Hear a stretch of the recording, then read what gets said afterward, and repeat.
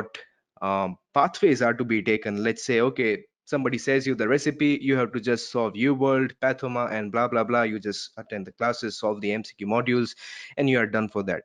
But sometimes we are stuck in between. Let's say, for example, what if you are not scoring optimum and you feel sad about it? What if you are not able to take decision further?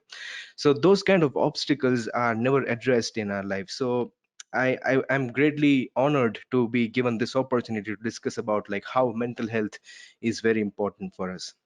And foremost, very important thing about any life processes is about taking decisions. Okay, we are never taught this into medical school, we are never taught this into high school, that how you take decisions.